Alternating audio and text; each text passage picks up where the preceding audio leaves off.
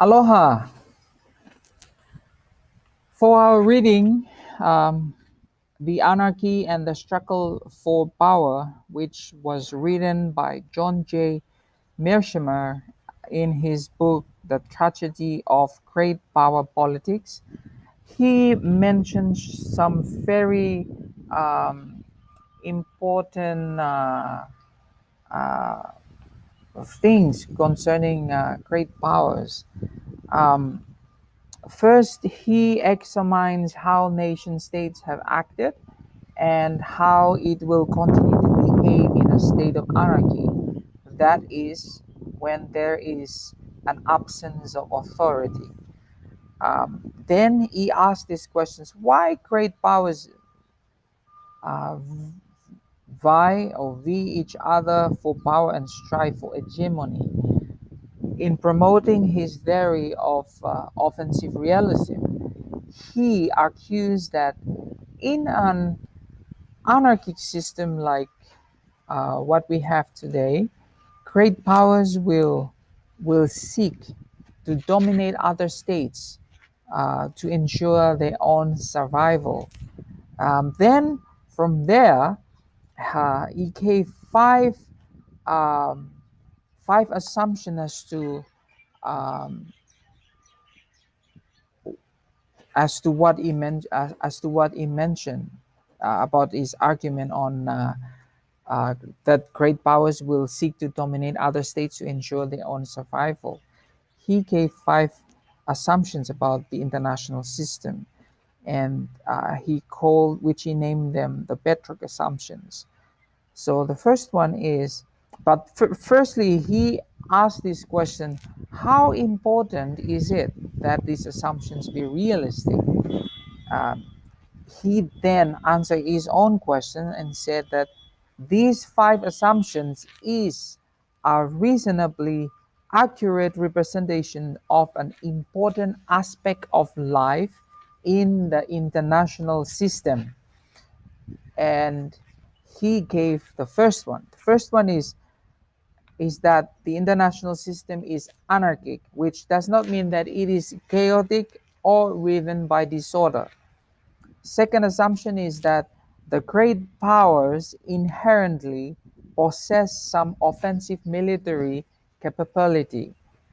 Third assumption is that states can never be certain about other states' intentions. And the fourth assumption is that the survival is the primary goal of great power. And the fifth assumption is that great powers are rational actors. So he this competition between states results in an international system that um, incentive incentivizes aggressions and then conflict between nation states.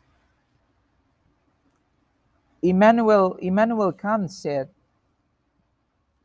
"It is the desire of every state or of its ruler to arrive at the condition of perpetual peace by conquering the whole world, if that were possible. So survival would then be almost guaranteed."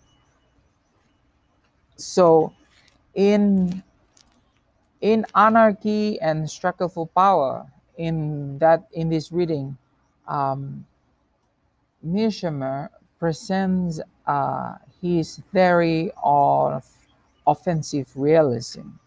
Uh, because a fact about this guy Mearsheimer is he's best known for developing the theory of offensive realism, which describes the interactions between great powers being primarily driven by the rational desire to achieve regional hegemony in an anarchic international system.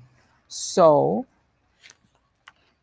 in his in his argument, he presents his theory of offensive realism with regard to international relations between nation states, which he refers to as great powers. He argues that Great powers constantly strive for the goal of hegemony or dominance over each other by becoming more and more powerful.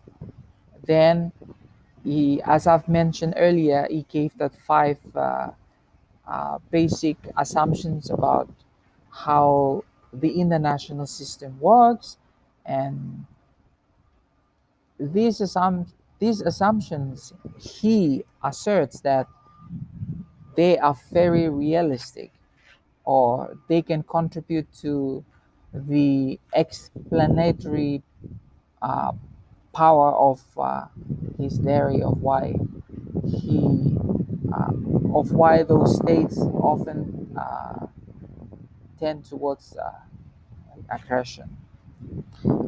And then he identifies three pattern of behavior that arises in great powers, which I would like to share.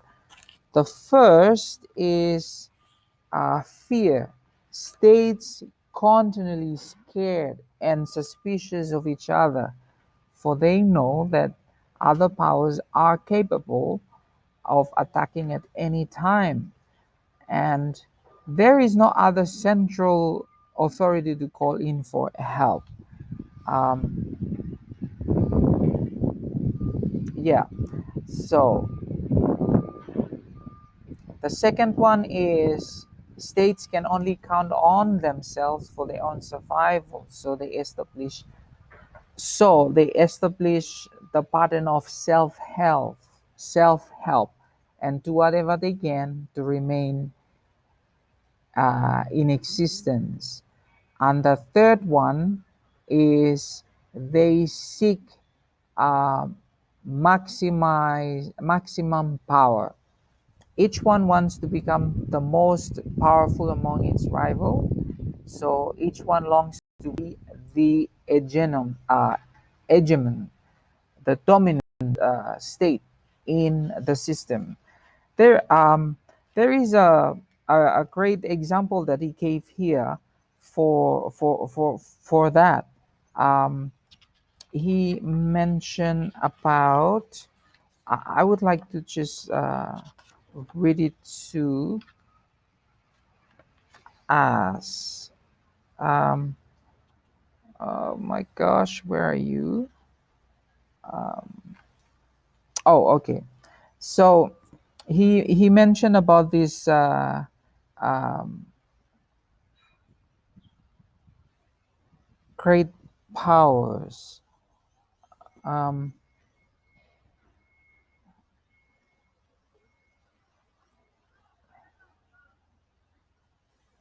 so he said, remember that although the United States and its allies scored a stunning and remarkably easy victory over Iraq in early 1991, most experts at the time believed that Iraq's military would be a formidable foe and put up stubborn resistance before finally succumbing to American military might. So great powers are also sometimes unsure about the resolve of opposing states as well as allies. Um, that leads to how um, he mentioned that the pursuit of the the the continuing seeking for power, or the pursuit of power, will continue, and he explains that one until one becomes a hegemon. States are not satisfied with merely having greater power, but they must dominate. We can see that happening today in the United